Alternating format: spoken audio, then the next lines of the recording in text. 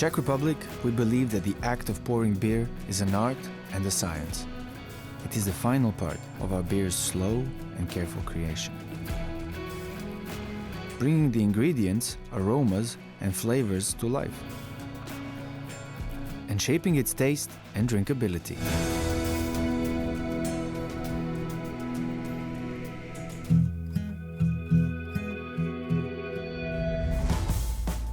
Like the brewing of our beer, the pour takes time.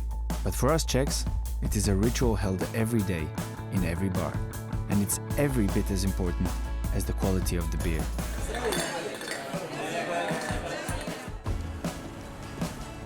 Let's go to work! In the Republic of Beer, it takes a lot of training to brew beer the right way. And it takes a long time to learn, like with baristas in coffee shops. For the Czech pour, you need real skill and understanding.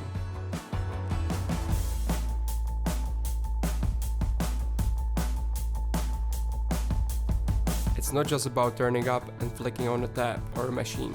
You need to make sure the lines are clean to protect the flavor. The beer is kept at the perfect temperature. You need to check the taps and the flow.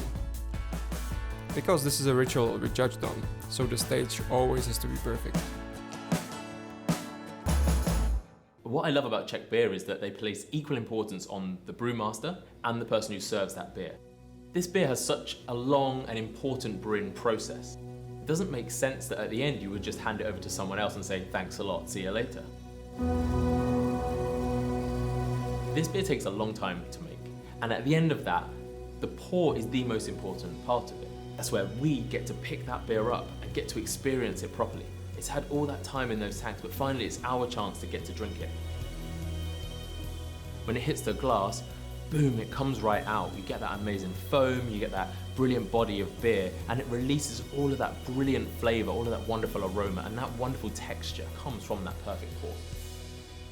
At Czechvar, our special pour has evolved over 125 years, perfected over time to maximize the beer's taste and the sensation and experience of drinking it. So, every part of our pour has a reason. Let me show you how we do it. First, you need one of these.